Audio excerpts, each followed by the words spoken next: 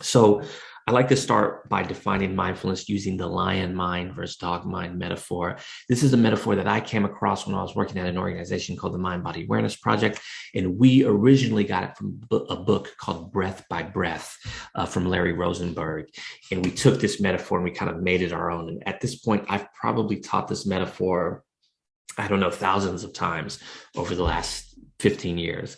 And it goes a little something like this. Let's say I'm standing in front of this dog that you're seeing on your screen right here.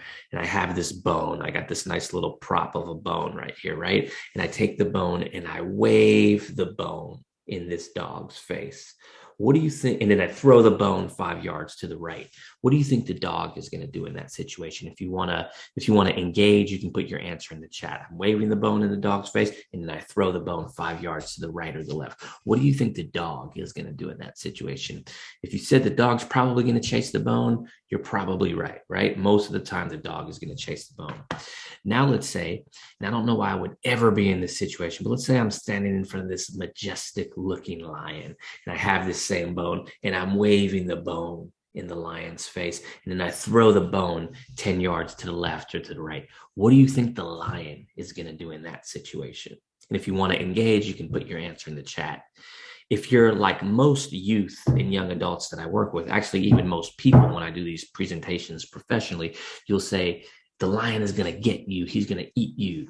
And I always respond to the young people when I'm running a group. I always say, the lion could get me. The lion might get me. But there's a fundamental difference between the mind of the lion and the mind of the dog.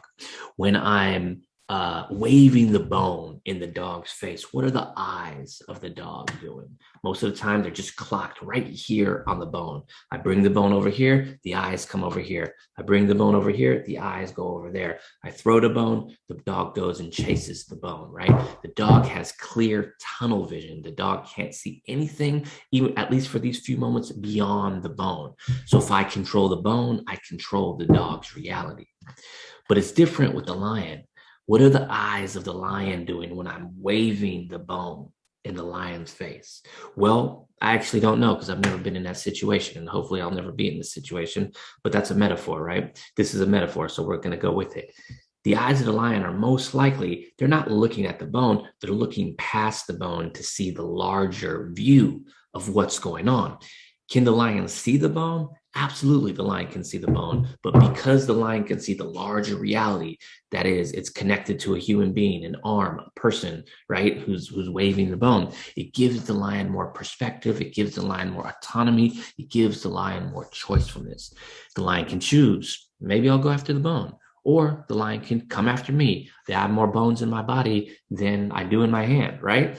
So it gives the lion choicefulness in that situation. And that lion mind is kind of what we're gearing towards with mindfulness. Now, if we take the analogy one step further, think of the bone as something related to your internal experience. Think of the bone as a thought. Think of the bone as a strong emotion like anger or depression or anxiety, right? When the bone of anger arises in my experience, if I react with the dog mind, I do whatever it is I do when I get angry. If my fists clench up, they clench up. If I cuss, I cuss. If I fight. Whatever it is, I'm blindly reacting with tunnel vision, right? That's what happens when I'm reacting with the mind of the puppy or the dog. But if the bone of anger arises in my experience, and I respond with the lion mind, it's different. I might say to myself, I'm angry right now. Even just the thought of I'm angry right now is different than tunnel vision, right? There's some little distance between me and the anger itself. Or I might say to myself, I've been angry before, I've been angry, I'll be angry again in the future. This won't last forever. I might have the insight of impermanence. And by doing that, by having that insight or that knowing of this won't last forever, it puts a little bit more distance between me and the anger itself. It disidentifies it, right? I'm not my anger. I'm not my anxiety. They are experiences that are arising inside of me. And when that happens, I have more choicefulness. Doesn't necessarily make it easy, but that's why we call this a practice. When we practice mindfulness, we practice being present to whatever bones are in our awareness, whether that's internal, whether that's social, whether that's external. And we practice cultivating the mind of the lion, which is another way to say equanimity, right? That present moment awareness with a balanced mind or a balanced attitude. That's what we're doing when we're practicing mindfulness.